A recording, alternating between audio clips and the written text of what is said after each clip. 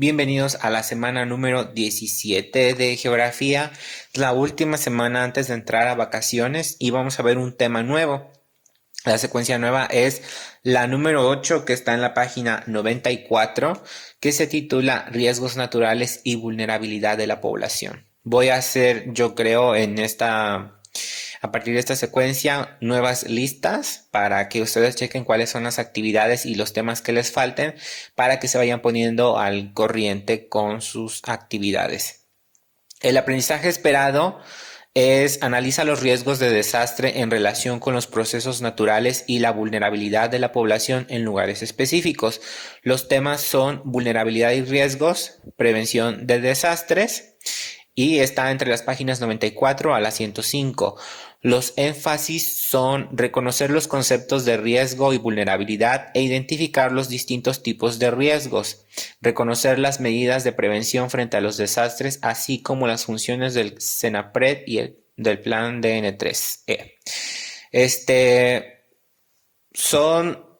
Es un tema extenso, dado que la semana 18, que es regresando de vacaciones, ya está la programación y no regresamos a ver este tema. Entonces no sé si solamente esta semana nos estén dando para analizarlo, pero entre si son peras y manzanas, pues les doy un bosquejo general de todo el tema. No está muy complicado. Bueno, para poder entender este tema, hay tres palabritas que vamos a analizar una por una, que a veces las consideramos sinónimos, pero no lo son. Son un poco distintas, ¿sí? Entonces vamos a empezar con la primera, con un ejemplo un tanto chusco, que lo podemos asociar incluso con muchas otras cosas. El riesgo. El riesgo es la probabilidad de que ocurra un evento catastrófico como consecuencia de un fenómeno natural o un fenómeno social. Ahí tenemos tres ejemplos muy graciosos. Bob Esponja dice gastroenteritis, un personaje secundario atragantarse y Bob Esponja ahogándose, ¿sí? Entonces, empezamos con el primero, la gastroenteritis. Bob Esponja puede tener un riesgo alto de contraer esta enfermedad si come en la calle o no se lava las manos antes de comer. Sin embargo, su riesgo va a disminuir en el momento en el que él prefiera u opte comer en casa, y que además lave las manos antes y después de comer, lave y desinfecte bien los alimentos que vaya a ingerir, etcétera, etcétera. Entonces es como una causa y consecuencia. El segundo es atragantarse. Son ejemplos muy burdos para que sea un poco más interesante para ustedes. Puedo tener un riesgo alto a atragantarme si yo mastico muy poco la comida. O también si yo como mientras veo la televisión. Estos son factores de riesgo para que una persona pueda atragantarse. Mientras yo estoy viendo la televisión, puedo no darme cuenta de lo que meto a mi boca o puedo olvidar que debo de masticar bien la comida y entonces puedo sufrir un atragantamiento. Puedo tener un riesgo bajo si yo mastico correctamente la comida y además como en la mesa, alejado de celulares, pantallas, etcétera, etcétera. Y el tercer ejemplo es ahogarse. Yo tengo un riesgo alto a ahogarme si yo nado alcoholizado o en estado inconveniente o me meto al mar o a alguna alberca sin saber nadar o sin tener los conocimientos básicos para nadar. Por el contrario, un riesgo bajo sería que sé nadar, independientemente de si voy con mucha frecuencia o no. Y también está el ir muy pocas veces o nunca al mar o a alguna alberca. O sea, si yo nunca voy al mar, pues mi riesgo de ahogarme va a ser muy, muy bajo, incluso nulo. Pero si yo voy constantemente al mar o a alguna alberca, pues mi riesgo empieza a incrementarse poco a poco, ¿sí? Aquí tenemos un esquema que de hecho ustedes lo tienen en la página 95. Los riesgos se van a dividir de dos maneras, un riesgo natural y un riesgo social. En el caso de los riesgos naturales, pues tenemos los geológicos, que son los que están relacionados con la dinámica de la Tierra, esto ya lo vimos, las formas en que se mueve la Tierra, y los hidrometeorológicos, que son la dinámica de la atmósfera y su vínculo con la hidrosfera, que también son temas que ya vimos. A ver, el geológico puede incluir un sismo, un tsunami, una erupción volcánica, deslizamientos de tierra. Los riesgos hidrometeorológicos incluyen tormentas, huracanes, inundaciones, tornados, mar de fondo, sequía e incendios. Por otro lado, tenemos los riesgos sociales, los que tienen que ver con la población. Y tenemos primero los biológicos sanitarios. Estos van a afectar a los humanos, o sea, a nosotros, a la vegetación y a la fauna, o sea, plantas y animales. Y tenemos como ejemplo de estos epidemias, plagas, incendios forestales, fauna nociva, etc. Luego tenemos los químico-tecnológicos, que están relacionados con problemas con medidas de seguridad. Y tenemos de ejemplo las fugas o derrames de sustancias químicas y las explosiones.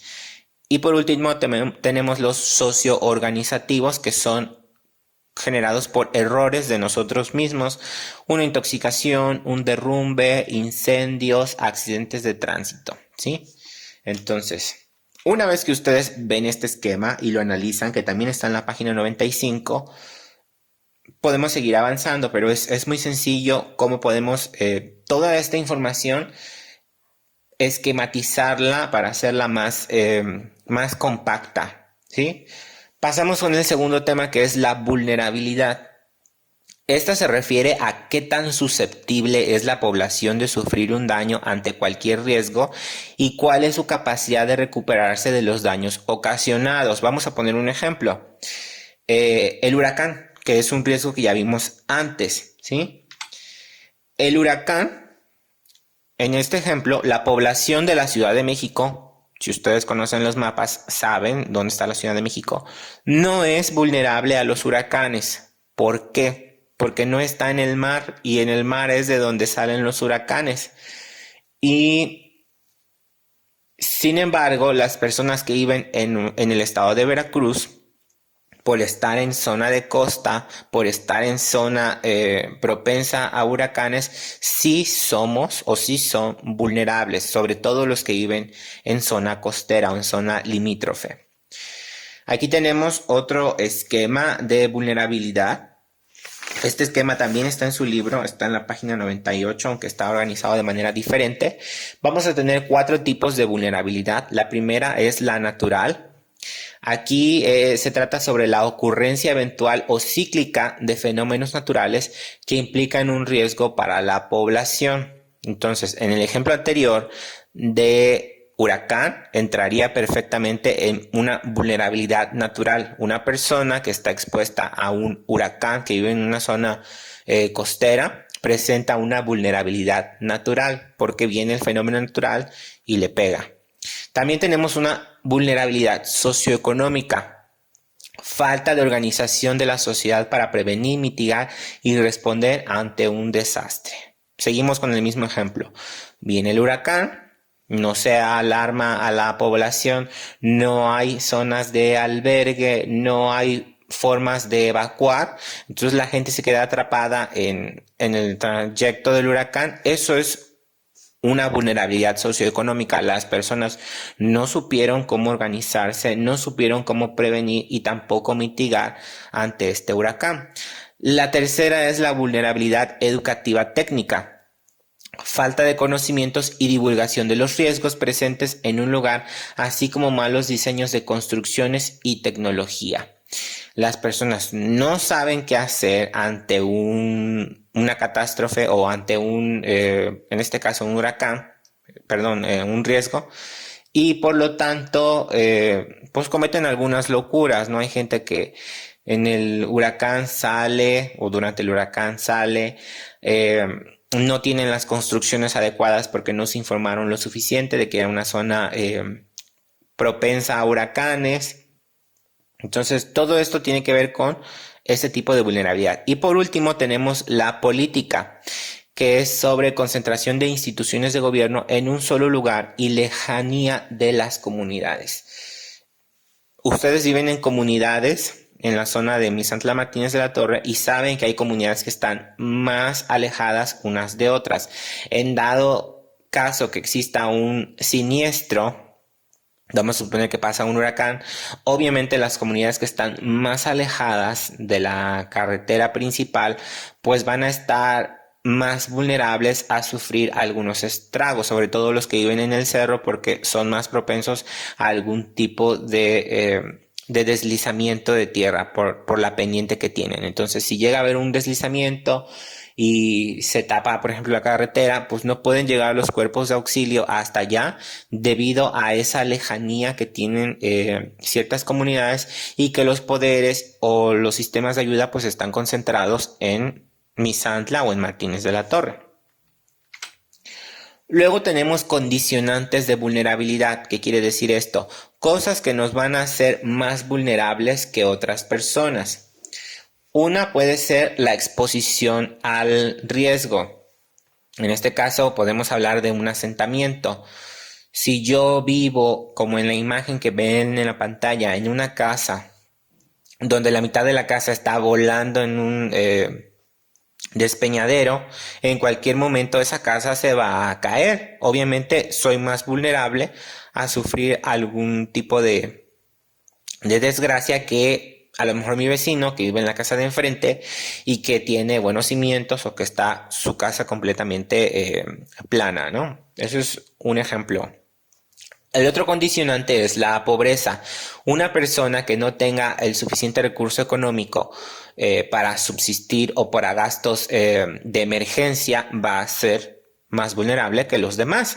Vamos a suponer, pasa el huracán, se mojan todas sus pertenencias, se descomponen todas sus pertenencias y no tiene el suficiente dinero para comprar todo lo que perdió. Por lo tanto, es una persona que se encuentra en un estado de vulnerabilidad y su condicionante para ser vulnerable fue en primera instancia la pobreza. El tercer condicionante es la escasa cultura de la prevención.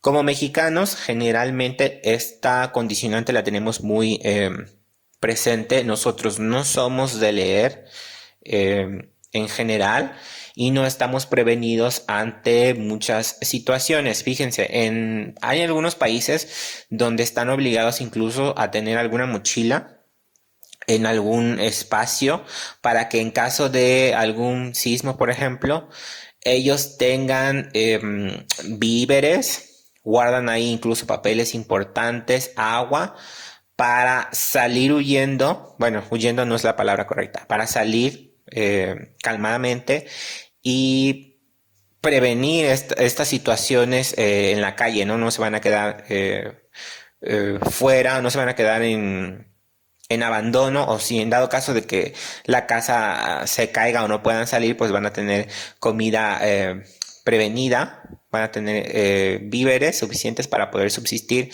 algunos días. Luego tenemos la insuficiente respuesta de las instituciones. A veces, cuando hay algún tipo de desgracia, los gobiernos no tienen como la capacidad de actuar de manera rápida o de manera inteligente. Afortunadamente o desafortunadamente, en nuestro país existen algunos planes de ayuda que se activan muy rápido porque pues es una forma de justificar ciertos dineros. Entonces, cuando existe alguna desgracia en nuestro país, una desgracia natural, pues se activan estos planes de ayuda. Entonces, por lo menos en nuestro país sí terminan siendo efectivos, pero a lo mejor en algunos otros países no lo es tanto, ¿no? Entonces, también esto nos hace o los hace vulnerables ante este tipo de fenómenos. Por último, tenemos el desastre, que es un evento extraordinario que perturba las actividades cotidianas de la población debido a la destrucción de sus bienes materiales, a la pérdida de vidas y a los numerosos daños económicos y ambientales que genera. Para que exista un desastre, se debe combinar el riesgo y la vulnerabilidad, que son los temas que ya vimos anteriormente. Aquí vamos a poner otros ejemplos, ya con los tres juntitos.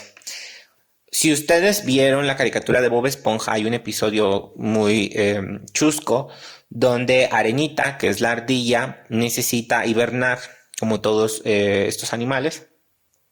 Bueno, no sé si las ardillas hibernan, eso no lo investigué, pero en la caricatura la ardilla hiberna. Entonces, Bob Esponja y Patricio se quedan atrapados en la casa de Arenita y se ponen a jugar. ¿Cuál es el riesgo ahí? El riesgo es despertar a Arenita. Eso también váyanlo pensando. ¿Cuál es el riesgo? ¿Cuál es la vulnerabilidad? ¿Cuál es el desastre? Si se dan cuenta, ahí tenemos a Bob Esponja y Patricio jugando, gritando, muy quitados de la pena. Y en otra fotografía vemos cómo se acerca a Arenita para tratar de despertarla. La vulnerabilidad es la susceptibilidad de Patricio a sufrir un daño por despertar a Arenita, ¿sí? Entonces, ¿qué tan probable, eso es otra forma de traducirlo, qué tan probable es que Patricio sufra un daño en dado caso, Patricio Bob Esponja, en dado caso de que despierten a Arenita? Esa es la vulnerabilidad en esta situación.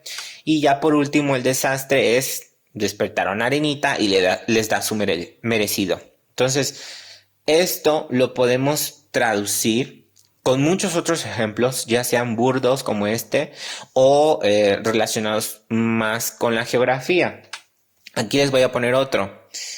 Este tiene que ver con sismo. El riesgo es un sismo, ¿sí? Vamos a hablar de un sismo. ¿Cuál es la vulnerabilidad? Las personas que viven en una zona sísmica, obviamente, son más vulnerables. Las personas que habitan una vivienda con una estructura débil, ellos también son más vulnerables. Las personas que su techo presenta fracturas, son más vulnerables. Las personas que viven en un edificio son más vulnerables. Las personas que viven en la Ciudad de México, y así puedo ir sumándole cosas y más cosas y más cosas y poder elevar o bajar la vulnerabilidad de esa persona ante un sismo. Y por último, el desastre es la casa se cae como consecuencia del sismo y la persona fallece porque la estructura le cayó encima, ¿sí? En primera instancia, el primer desastre sería, ok, se cayó la casa, me quedé sin casa. Pero hay algo peor, que sería la casa le cayó encima a esa persona y la mató. Entonces, yo puedo poner estos esquemas de esta manera y poner muchos otros ejemplos, y va a ser interesante porque de hecho esto es lo que van a hacer como actividad, nada más que ahorita se los voy a explicar cómo le van a hacer, pero quiero que observen bien esta estructura para que vean cómo van a ir desarrollando su actividad. Bueno, medidas de ayuda. Medidas de ayuda hay muchas y cada país tiene sus propias formas de ayudar. En nuestro país es muy famoso el plan DN3 y aplica exclusivamente para desastres naturales, es decir, los que se generan por causa de la propia naturaleza, y está involucrado la milicia. Pero hay muchos otros, solo que este es como el más común. Sin embargo, hay organizaciones sin fines de lucro que se dedican a ayudar a los desfavorecidos en situaciones de desastre, en huracanes, en sismos, en incendios, en lo que se les ocurra, ¿sí? Bueno, el Plan DN3 es un instrumento operativo militar que establece los lineamientos generales a los organismos del Ejército y Fuerza Armada mexicanos para realizar actividades de auxilio a la población afectada por desastres de origen natural o humano. Obviamente, estas personas que están en el Ejército o en la Fuerza Armada están obligados, ya que a eso se dedican, a brindar ayuda a los mexicanos o las personas que se encuentren en nuestro territorio en caso de algún tipo de siniestro natural. Se va a escuchar muy feo, no es porque sean buenas personas realmente, porque siempre que vemos un desastre están los militares ahí presentes. Que tampoco estoy diciendo que sean malas personas, sino que ellos están obligados por el trabajo que tienen a hacer ese tipo de ayuda, porque su trabajo, como les digo, pues los está obligando y se les agradece, ¿no? Porque si no fuera por ellos, pues ¿quién nos estaría ayudando en caso de alguna catástrofe? Tenemos a continuación un mapa que de hecho viene en su libro, Página 101 es un mapa de riesgos naturales. ¿Qué es lo que hacen en este mapa o cómo se genera este tipo de mapas? Bueno, analizan y evalúan todo el planeta y se dan cuenta que hay zonas más susceptibles a presentar ciertos riesgos que otros. Por ejemplo, en nuestro país o nuestro continente, en la zona oeste o la parte izquierda de su mapa, no sé cómo vean o cómo se proyecta este mapa, pero la parte izquierda del lado del continente americano, pues es una zona de muy propensa a las erupciones volcánicas. Si se dan cuenta, hay muchos triángulos rojos, cosa que no pasa en otros lugares o que no están presentes del otro lado de América. Hay zonas que son más susceptibles a sismos, hay zonas que son susceptibles a tsunamis, a sequías, etcétera, etcétera. Es un mapa que ustedes deben de analizar. Obviamente, por el tipo de escala que tiene, que estamos analizando todo el mundo, pues no se ve tan explicado. Pero si nosotros analizamos el mapa de México, que está a continuación, pues vamos a poder analizar todas estas zonas que son más propicias, que estados son más propensos a presentan ciertos tipos contrarios a otros estados, ¿sí? Esto también viene en su libro. Ya por último vamos a la actividad porque ya vamos contratiempo. Del esquema de la página 95, abren su libro en la página 95 y van a seleccionar un riesgo geológico, un riesgo hidrometeorológico, un riesgo biológico sanitario, un riesgo químico tecnológico y un riesgo socioorganizativo. Y los van a desarrollar como en el ejemplo que está apareciendo en la pantalla, que de hecho ya les expliqué anteriormente. O sea, van a tener prácticamente 5 esquemas, como les digo a continuación. Van a tener 5 esquemas, uno por cada clasificación de tipos de riesgo. Ustedes analicen cuáles son los riesgos que van a utilizar, analicen cómo desarrollar ese riesgo con su vulnerabilidad y su desastre y lo presentan. Obviamente no se los estoy pidiendo para esta semana porque regresamos hasta enero, no sé si a clases presenciales o a clases virtuales, pero como se atraviesan las vacaciones, pues es algo que pueden entregar hasta que regresemos de vacaciones. Si tienen alguna duda, ya saben dónde contactarme y nos vemos para regresando de vacaciones.